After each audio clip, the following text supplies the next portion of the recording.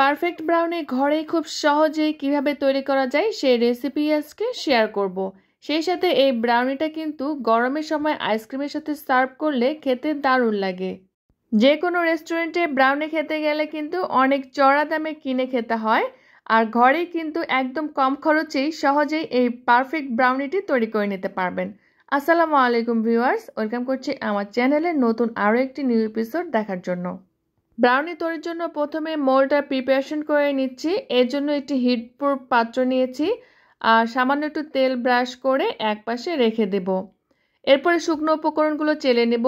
এর জন্য দিয়ে দিচ্ছি হাফ কাপ ময়দা, হাফ কাপ কোকো পাউডার, 1 চিমটি একটু লবণ, 1 চা চামচ পরিমাণে কফি পাউডার। সব উপকরণগুলো চেলে নিচ্ছি। কফি দেওয়ার ফলে ব্রাউনির কালার এবং টেস্ট দুটোই ভালো আসে, আর যে লাম্পসগুলো বের হয়েছে সেগুলো রিমুভ করে নেব। এখন শুকনো উপকরণগুলো খুব ভালো মতো একটু মিক্স করে একপাশে রেখে দেব। এরপর একটি শুকনো পাত্রে প্রথমে নিয়ে নিলাম 1 কাপ পরিমাণে চিনি আর 3/4 কাপ মানে 1.25 কাপ পরিমাণে বাটার আর অয়েল দুটো মিক্স করে নিয়েছি। চাইলে যে কোনো একটু ইউজ করতে পারেন। এখন চিনি আর অয়েলটা খুব ভালো মতো একটু হ্যান্ড উইস্কের সাহায্যে মিক্স করে নেব। চিনিটা যখন কিছুটা নরম হয়ে আসবে, মানে একটু গলা শুরু করবে, এ পর্যায়ে নর্মাল টেম্পারেচারে একটি ডিম দিয়ে দিচ্ছি। ডিম দিয়ে আরও কিছুক্ষণের জন্য একটু ফেটিয়ে নেব। ডিমগুলো অবশ্যই নর্মাল টেম্পারেচারে থাকতে হবে। 2 মিনিটের মতো একটু ফেটিয়ে নেওয়ার ফলে আরও একটি ডিম দিয়ে দিচ্ছি, মানে টোটাল আমি এখানে 2টো ডিম ইউজ করব। হ্যান্ড উইস্ক দিয়ে এই কাজটা আমি করে নিচ্ছি, চাইলে কিন্তু কাঁটা চামচ দিয়েও করা যাবে।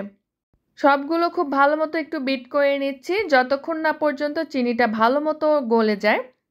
খেয়াল করলে দেখতে পাবেন এখানে কিন্তু আমি ফোমই করছি না, জাস্ট চিনিটা ভালো মতো বিট করে গলিয়ে নেব। এই কাজটা একটু সময় নিয়ে করতে হবে, আর চিনিটা যখন গলে যাবে দেখতে পাবেন যে মিশ্রণটা অনেকটা স্টিকি ভাব হয়ে গিয়েছে। এই পর্যায়ে আমি দিয়ে দিচ্ছি প্রায় 1 চা চামচ পরিমাণে ভ্যানিলা এসেন্স।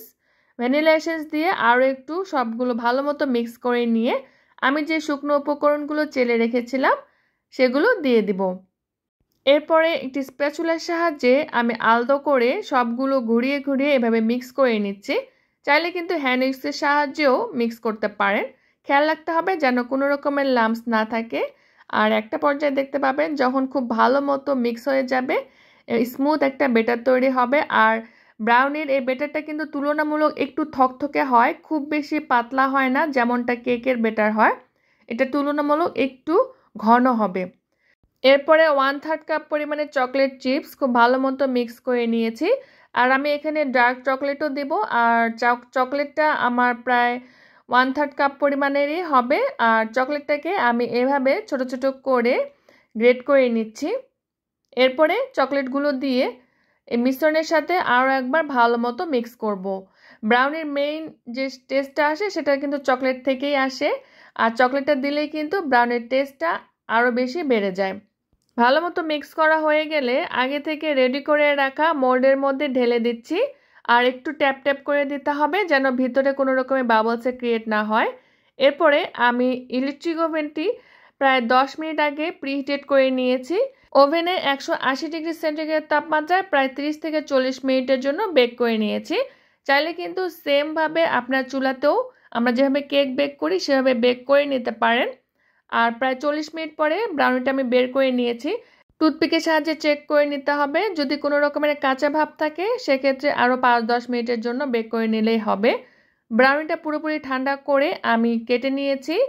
আর ব্রাউনির মেইন বৈশিষ্ট্য হচ্ছে উপরের দিকটা ক্রাঞ্চি, মানে উপরের দিকটা ক্র্যাক হবে আর ভিতরের দিকটা থাকবে একদম চকলেটি চিউই একটা ভাব থাকবে। এই ব্রাউনিটা এতটাই টেস্টি হয় যে একবার বানালে বারবার খেতে ইচ্ছা করে। আর আইসক্রিম আর চকলেট সিরাপ দিয়ে একটু সার্ভ করলে কিন্তু এর দ্বিগুণভাবে টেস্টটা বেড়ে যায়। আমি তো বলবো রেস্টুরেন্টের থেকেও অনেক বেশি মজার হয় এই ব্রাউনিটা। একবার হলেও অবশ্যই বাসায় ট্রাই করবেন, আশা করছি আপনাদের কাছেও ভালো লাগবে। ভালো লাগলে প্লিজ আমার ভিডিওটিতে একটি লাইক করবেন, কমেন্ট করবেন। সেই সাথে সবাই খুব বেশি ভালো থাকবেন। বিদায় নিচ্ছি। আল্লাহ হাফেজ।